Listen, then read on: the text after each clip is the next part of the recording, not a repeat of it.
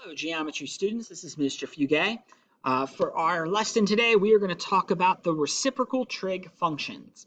Now, prior to this, we should have already had conversations and talked about our original three trig functions, and that is the sine ratio, the cosine ratio, and the tangent ratio.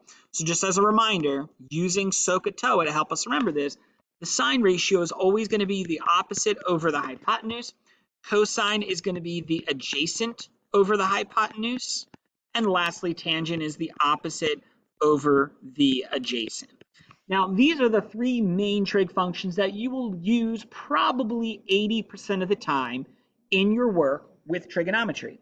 However, there are three other trig functions we will speak about today, which will create other combinations of problems we will be using in this course and in future courses.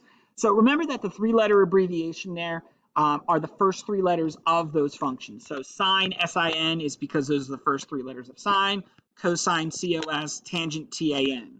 So we have three other functions we will discuss. They are called cosecant, secant, and cotangent. Now, those names are, once again, the first three letters except cosecant, and I'll explain why in a second. Secant is S-E-C, cotangent is C-O-T. Now for cosecant, the reason the abbreviation is CSC is because look at the first three letters, COS. So what we do is we skip the O, and I don't know why we skip the E, but it's CSC. So they use those letters. That's the only weird one we got to remember. But what I mainly want you to take away from this is not necessarily why it's abbreviated that way, but what the ratios are. We call them the reciprocal trig functions because cosecant is the reciprocal of sine. So you're just going to take whatever sine's ratio is opposite of hypotenuse and flip it to make it hypotenuse over opposite. Secant is the reciprocal of cosine, so this means it's going to be hypotenuse over adjacent.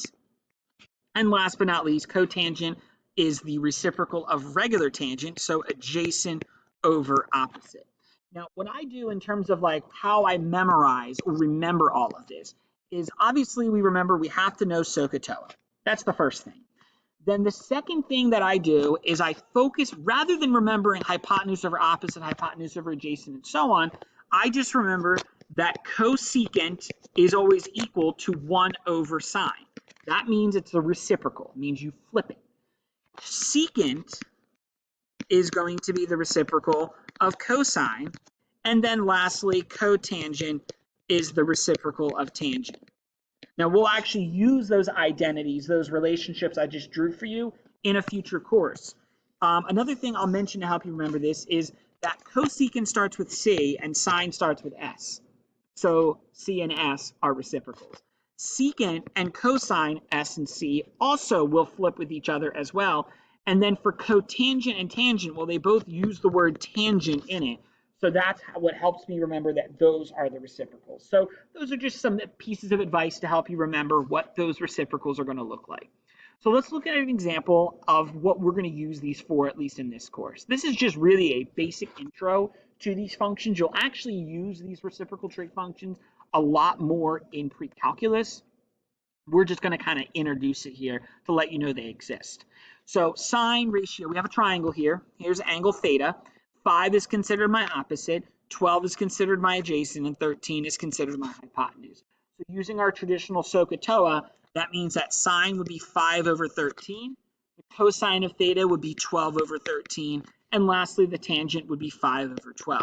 So using our new reciprocals, we'll know since cosecant is the reciprocal of sine, I'm just going to take my sine ratio and flip it. Secant is the reciprocal of cosine, so that's just going to be 13 over 12. And last but not least, cotangent is the reciprocal of tangent, so 12 over 5. And that's what we're going to practice in our final examples down below. So here are two examples of a question you may be asked. So it says find the value of the trig function as indicated. So once again, just like we've always done, we have our sides, we have our angles. So we know theta's there, this is my opposite, my adjacent, my hypotenuse. Awesome. Now what I'm going to do is remember that secant is the reciprocal of cosine. So what I'm going to do is actually find cosine of theta first. Cosine of theta we know is adjacent over hypotenuse, so 3 over 5. So what that means is that when I find secant, since secant is the reciprocal, I'm just going to flip my answer, and right away, there it is, 5/3. So as you can see, the only big thing you need to memorize here is what is that reciprocal trig function the reciprocal of?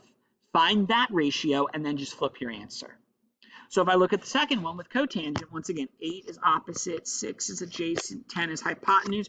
Cotangent is the reciprocal of tangent. So we're going to find the tangent ratio. Opposite over adjacent is 8/6, which simplifies to 4/3. Therefore, using our reciprocal relationship, the cotangent is just going to flip.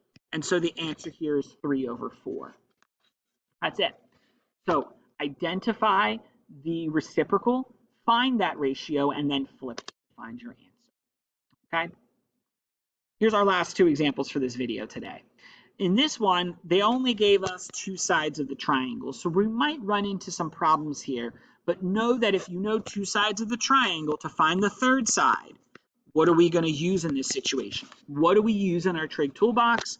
That would be the Pythagorean theorem. So that's just one extra step that we need to do. So let's do that extra step right away.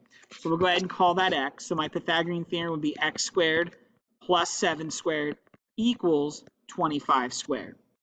So when I solve this, we get x squared plus 49 equals, and 25 squared, I believe, is 625. Let me just remind myself of that. It is 625.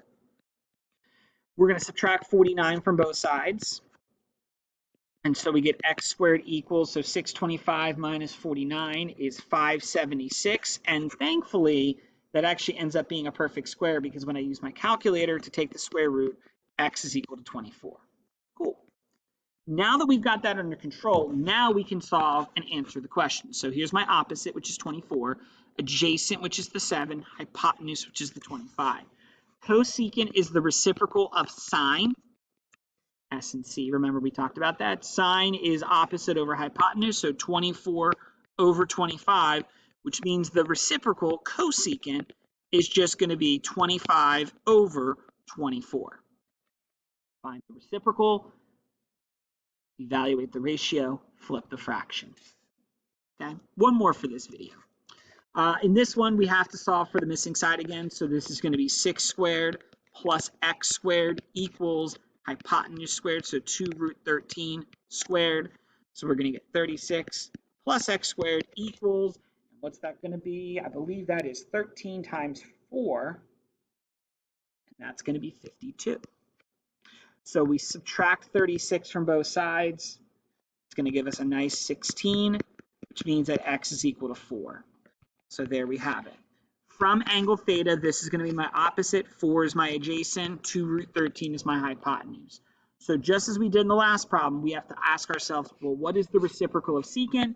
The reciprocal is cosine.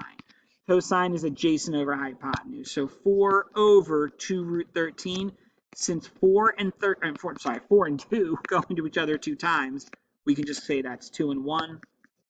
So it's 2 over the square root of 13. Could we rationalize this? Absolutely, we could, and we'll talk about that when we need to. But since cosine is 2 over square root of 13, this tells me that the secant of theta would just be the flip of that, so √13/2. And that will conclude these examples. Thank you for watching. Hope this was helpful, and I hope you have a good rest of your day.